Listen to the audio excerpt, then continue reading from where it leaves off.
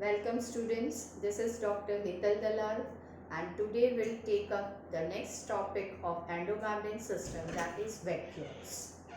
Now what are vacuoles?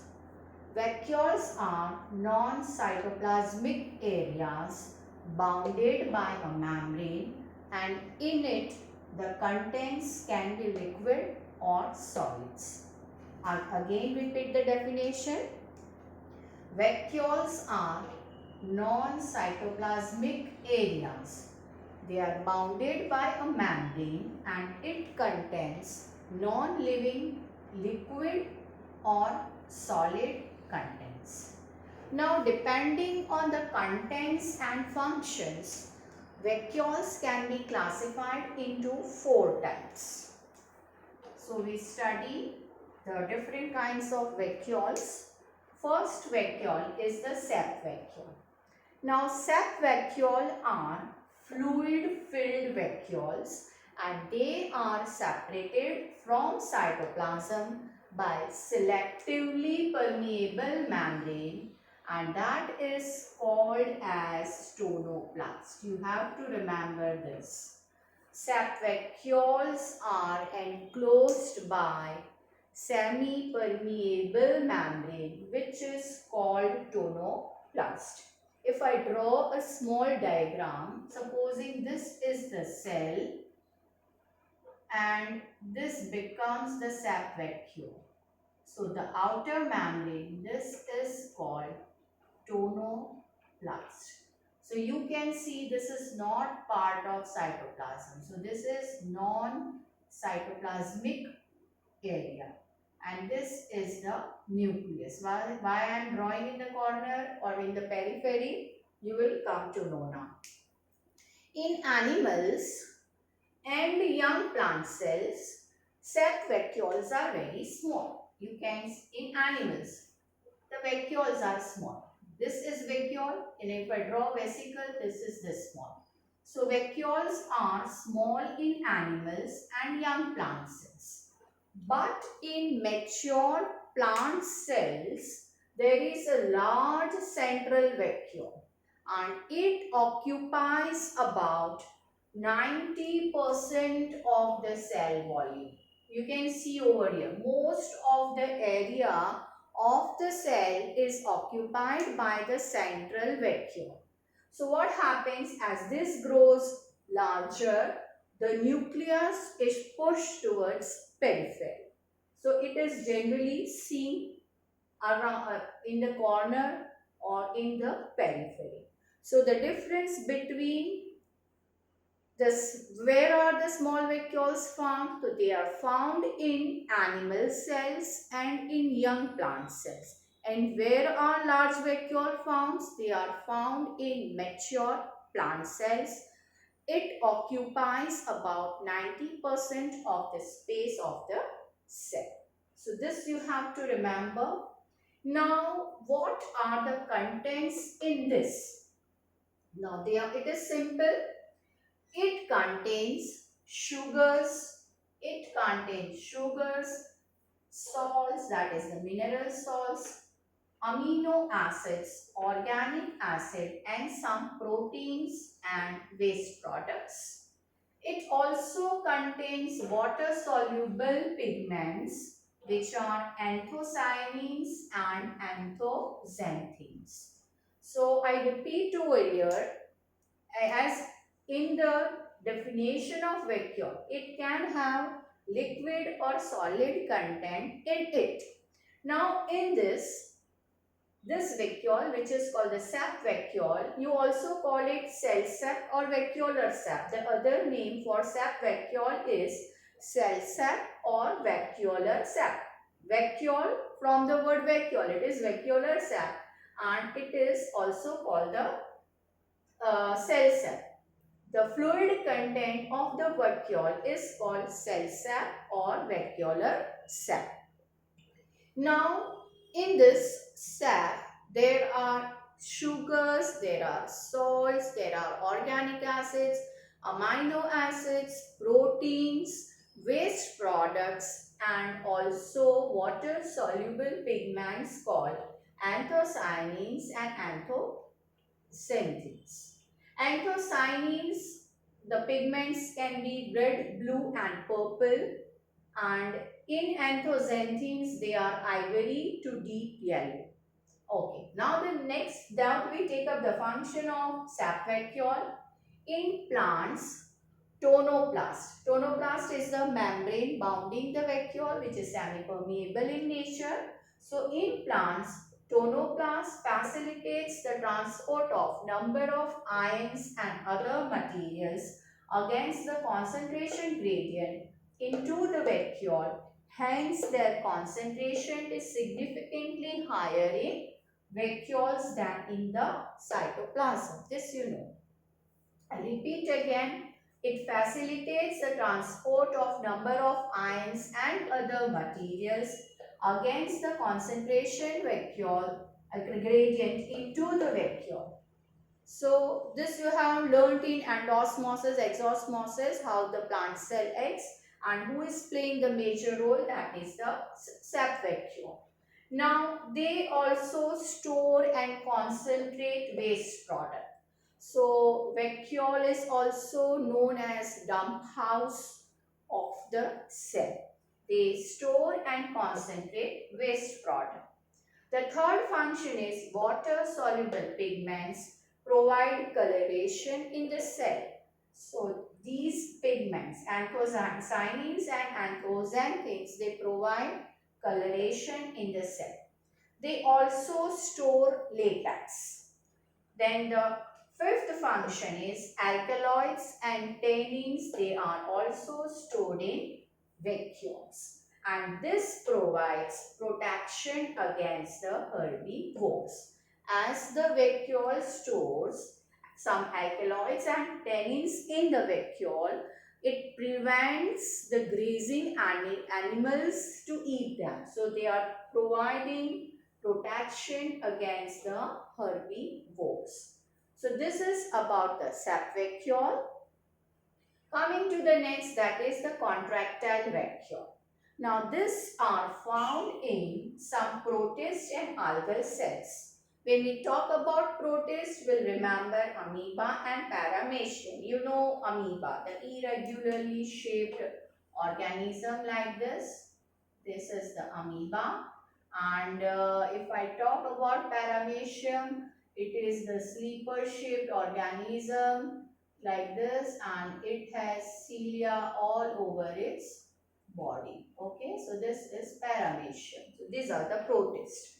Now contractile vacuoles are found in some protist and algal cells, and protist example are amoeba and paramecium. Now what is the function of contractile vacuole? They perform osmoregulation and excretion. Now osmoregulation is required in freshwater habitat. Water enters the living cell and continued entry causes bursting of the cell. And this is prevented by throwing off the extra water to the outside by the contractile vacuole. So this is the mechanism adopted by freshwater organisms. What happens? These organisms, they do not have cell wall, so they cannot endure hypotonic conditions. So when water keeps on entering itself, after a certain limit they tend to burst. But because of presence of contractile vacuole, what they do, they contract and they expel out the excess water from their body, and along with it what they do, they dilute the waste product in the water, and that is also thrown out. The waste are thrown out by mixing them in the water. So this is called osmoregulation and excretion. The maintenance of water content in the organism is called osmoregulation. Okay. So the amount of water that is required to be maintained in the organism, that function is called osmoregulation. If there is less water content, that is also harmful. If there is it can dry up, the functions are not going to perform easily. right? Diffusion. Whenever there is the function of diffusion to be done, there should be some moisture content. Osmosis requires water. So excess water is also harmful and little water is also harmful. The water balance in the organism should be maintained, and that function is done by contractile vacuole by performing osmoregulation. Along with, like, when it throws out the water outside, it also like adds the waste in them, and that is also thrown out. So contractile vacuole is doing the function of osmoregulation as well as excretion, and this is normally seen in freshwater organisms which live in fresh water. Now coming to the third type of vacuole, which is called the food vacuole. Now food vacuoles are found in protozoans, protist, several lower animals, phagocytes of higher animals. This you have learned in lysosomes. Now what happens? Food vacuole is formed by fusion. Like food vacuole is formed by fusion with this phagosome and lysosome. When phagosome and lysosome they fuse together, it forms the food vacuole. In here there is digestion, the nutrients are absorbed in the cytoplasm and waste are thrown out, and this is also seen in amoeba, right? So I can draw a diagram like amoeba, it takes up it sees the food, then develops like this is the structure of amoeba. Now it sees the food. Now it is going to develop the cytoplasmic projection, which I call the pseudopodia, and it is trying to engulf this. Okay. So this is how it looks. Now these tips of pseudopodia, I have not drawn it properly, just a minute. So like this. Now these tips of pseudopodia, they are going to touch each other. So right now it is forming a cup-like structure, and this is called the food cup. Now in the next step what happens? It would be like this. And the food, this is the food vacuole. So food vacuole is formed when there is fusion of phagosome and lysosome. The process is phagocytosis. The process of engulfing the food particle, that is called phagocytosis. So this is when this phagosome, this is the phagosome, and when lysosome is fused, it forms the food vacuole. Now from the lysosome, the digestive juices would be added, and that is going to do the digestion. Nutrients are taken up inside the cytoplasm and waste are thrown out. So that is regarding the food vacuole. Now we come to the last kind of vacuole, that is air vacuole or gas vacuole. They are also called the pseudo vacuole. Pseudo means false.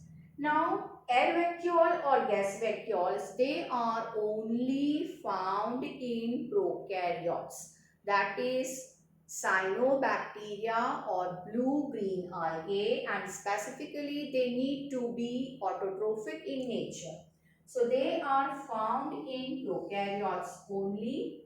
Now this gas vacuole, I told you vacuoles have a membrane around it which is semi-permeable in nature, and that is called tonoplast. But this gas vacuoles, they do not have a membrane.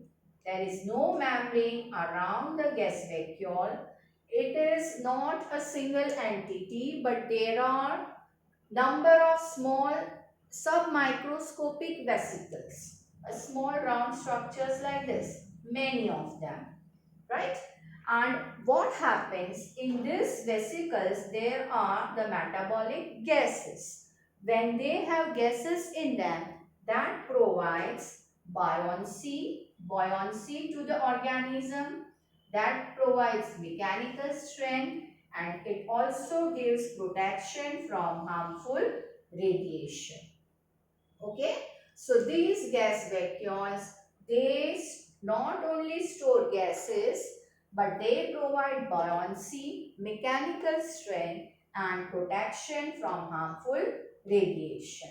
And these are found in prokaryotes. So what happens, the cyanobacteria, the autotrophic bacteria, they are afloat on the surface, and that is how they capture the sunlight and do photosynthesis. So that is about air vacuoles. You have to remember sep vacuoles, they have a membrane around it called the tonoplast, but in air vacuoles there is no vacuolar membrane. The vacuolar membrane is absent, and it is not a single entity. There are several microscopic vesicles, and in it are the metabolic gases which are captured inside. So these vesicles, they store gases, and because of the storage of gases, it provides the buoyancy, then it provides the mechanical strength, and it also protects the prokaryote from harmful radiation. That is all about vacuoles. You have to know the types of vacuole, that is a sap vacuole, the contractile vacuole, the food vacuole, and the air vacuoles, and the word tonoplast. What are the contents inside the sap vacuole? They are easy to remember: sugar and salt, sugars and salts, mineral salts, two acids, amino acids and organic acid. There are some proteins, and as this is a dump house, so there are some waste products. You also remember some water soluble pigments. So that is all regarding vacuoles. I end my lecture today. Next time we'll catch up with mitochondria. If you like my lectures, do subscribe, share it with your friends, and do like them. Take care.